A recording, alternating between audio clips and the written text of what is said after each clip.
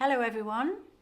Before I begin sewing today, I would just like to say a big thank you to those of you who've given us a thumbs up and subscribed to the channel, and those of you who've been along to the Etsy shop. I'm really grateful for that and greatly encouraged, I might say, and for all the lovely comments that you send. You really are very sweet in what you say, and I'm thankful for that. Today, I was thinking about your Christmas stalls. Everybody seems to be sewing for Christmas, but when you've got a stall, you've got all your large items, your table runners, quilts, and all the bigger items, but you also need smaller items and less expensive items to fill up the gaps.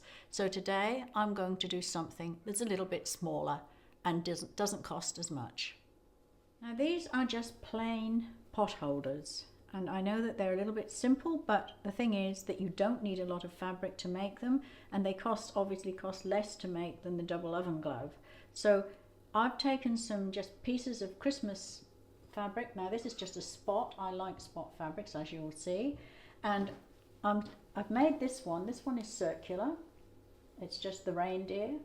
I put gold on the little holly leaves because I didn't like the two greens together.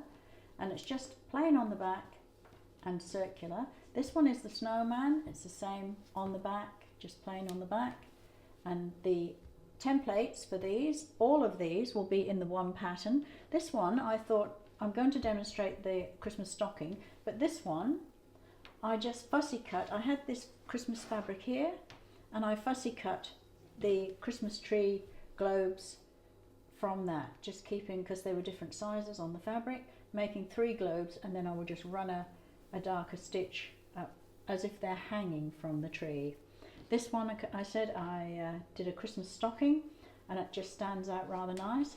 Now for these you will need your top and bottom fabric and 2 pieces of lightweight wadding. Now some only have 1 piece of lightweight wadding or a piece of heat resistant wadding inside, but I like the thickness of this.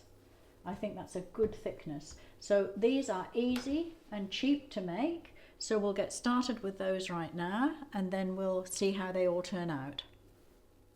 So for the first one you will need a top and bottom fabric. I've chosen the red spot, 2 pieces, cut 9.5 inches square, and 2 pieces of lightweight wadding.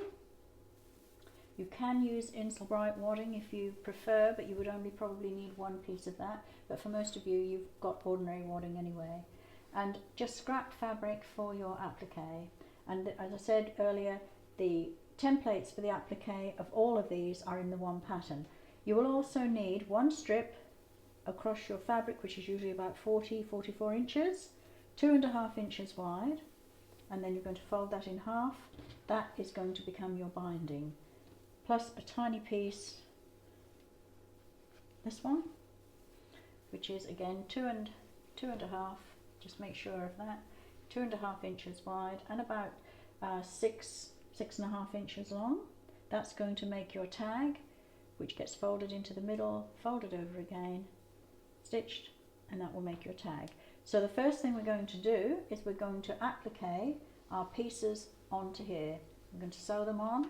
Now when I do this, I'll just remove this piece, and I need 1 piece of my lightweight wadding. I do it by putting the top of my pot holder onto the lightweight wadding, put some baking parchment underneath, secure it, and I will use a blanket stitch or a zigzag around the applique.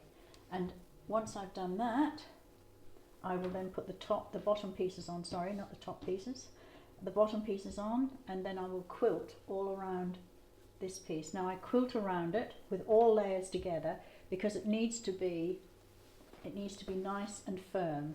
It needs to be nice and firm to use. So I'll go now and applique these on, and then I'll come back to you and show you the next step.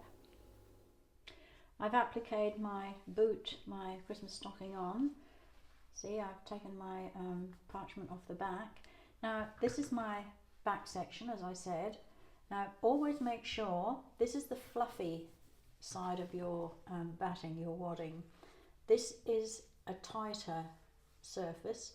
you want that next to your fabric, because when your needle punches through, it will bring this soft side up. So always use the firmer side next to your fabric. So I use 505, which is a temporary adhesive, because I like that when I'm doing smaller pieces instead of having too many pins.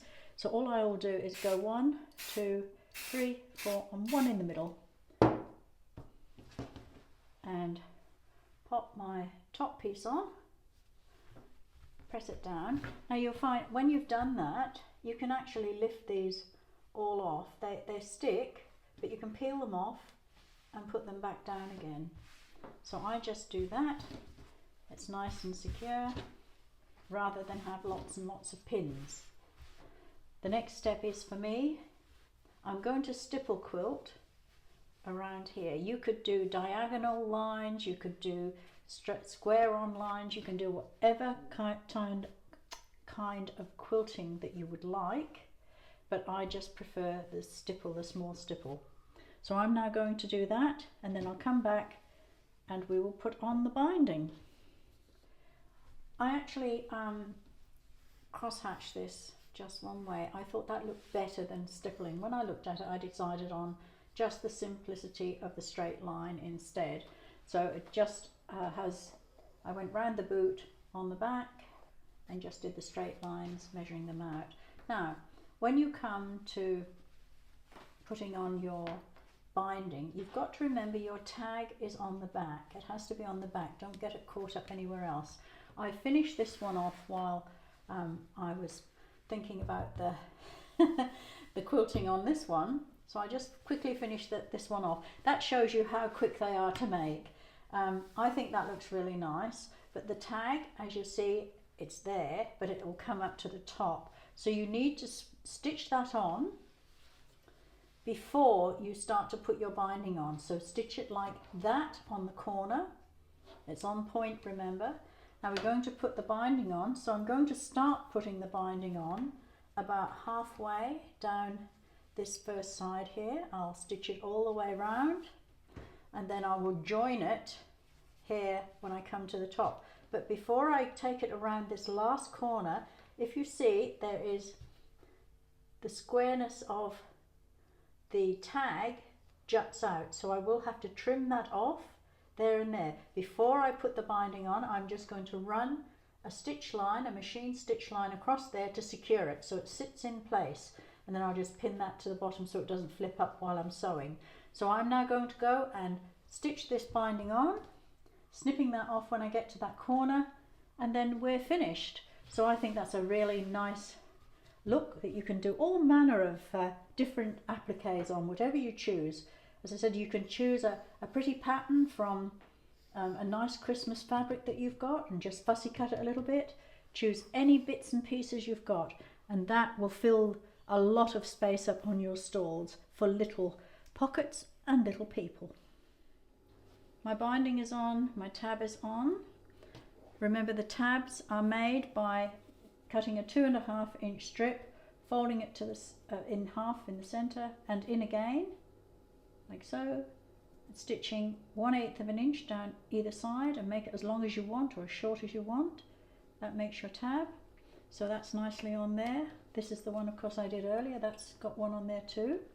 So they're all finished, and the templates, as I said, are all on one pattern. So that pattern is in my Etsy shop, so do go along and have a look, and all my patterns are in that shop. There is a handy hint video, number 1 and number 2, should you have any problem putting on your binding. Do go along and have a look at that, because it's not as difficult as some people think. So in the pattern as well, I just mentioned, there is the circular pattern with the reindeer on, and all of that, all the dimensions, everything you need is in there. So if you've enjoyed this video, give us a thumbs up and subscribe and press the notification bell, because when you do, you'll get all the new projects as soon as they come out. And I'd just like to thank you again for all the people who send the comments in, the very nice comments that we receive. They are much appreciated. And I will see you again next time with another festive project.